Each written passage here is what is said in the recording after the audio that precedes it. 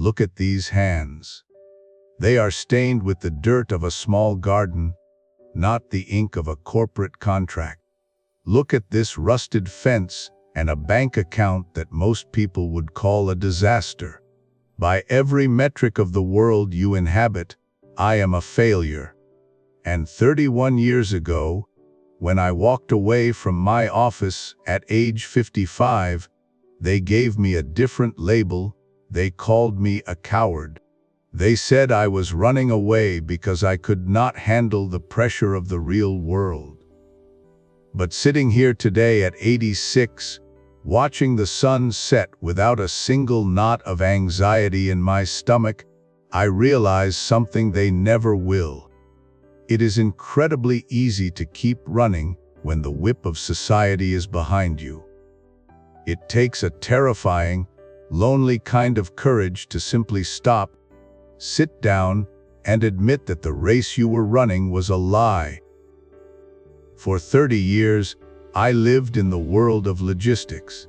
My entire existence was dedicated to point A and point B. I made sure the trucks moved on time, the warehouses were full, and the supply chain never broke. I was an expert at moving things from one place to another, but I was a novice at simply being in the place where I stood. We have been sold a dangerous lie that a successful life is one that is perfectly optimized. We track our steps, we maximize our productivity, and we treat our hours like pieces of cargo to be shipped off to the highest bidder. We have become so efficient at doing that we have completely forgotten how to be. But here is the shift that changed everything for me. You are not a package waiting to be delivered to some future destination of happiness. You are the journey itself. The logistics of the soul are very different from the logistics of a corporation. In business, an empty warehouse is a failure. In life, an empty mind free from the noise of ambition is the ultimate luxury. We spend our youth building a house we are too busy to live in and filling a bank account for a future we might never reach. We fail to realize that the most expensive thing you can ever own is your own time, and the moment you price it, you have already lost it. 31 years ago, I walked away from my office for the last time. I was 55 years old. My colleagues at the logistics firm thought I was having a crisis. They saw a man abandoning his authority, but I saw a man finally reclaiming his breath. I moved to this small patch of land, traded my delivery schedules for seed packets, and began to listen to the silence. For years, I have observed my neighbor Michael. He is 62 years old, a senior manager at a high-pressure firm on Wall Street. Every morning at 6, I see him standing in his driveway, adjusting his expensive tie in the reflection of a car window that costs more than my entire house. His face is always a mask of exhaustion, his eyes constantly fixed on the glowing screen in his palm. He used to look over the fence at me, an 86-year-old man feeding chickens and talking to tomato plants, and I could see the pity in his gaze. To him, I was a cautionary tale of what happens when you stop competing. But recently, the rhythm of his world shattered. A man Michael worked with, a colleague in his 50s who had spent his life chasing every bonus and winning every corporate battle, collapsed at his desk. He died in a room with no windows, surrounded by cold numbers and people who had his job description posted online before his funeral had even begun. The next evening, Michael did not go back to the office. He came to my fence. He stood there for a very long time, watching me prune my rose bushes in the fading light. His voice was unsteady when he finally asked, How are you so happy when you have nothing to show for it? I looked at him and I said, Michael, you spend 80 hours a week trying to buy a future. I spent the last 30 years living in one.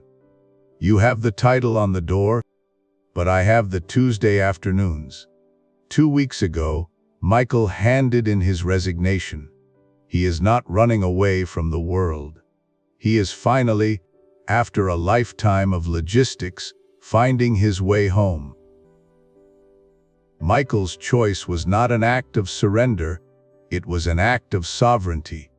You see, the world has spent centuries trying to convince us that life is short. But as the Roman philosopher Seneca observed, life is not short. We just waste a lot of it on things that do not matter.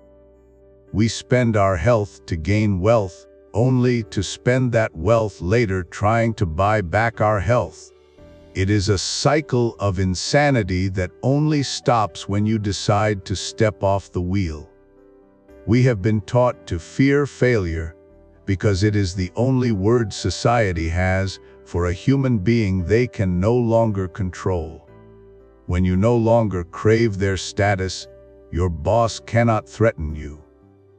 When you are content with a rusted fence and a simple garden, the banks cannot own your peace of mind. You become bulletproof.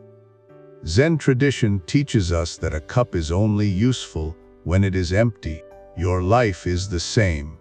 It is only when you empty yourself of the noise, the titles, and the constant need to optimize that you finally have room for the truth. You were never born to be a machine. You were born to be a witness to the beauty of this world. As the sun begins to set behind the trees of my garden, I want to leave you with one final thought. You do not owe this world your exhaustion. You do not owe your neighbors a display of constant busyness, and you certainly do not owe your soul to a corporation that will replace you in a heartbeat. If you are sitting there tonight, feeling that familiar weight of a life that no longer fits, know that the garden is waiting for you. It does not matter if you are 55 or 62, it is never too late to reclaim the hours that belong to you.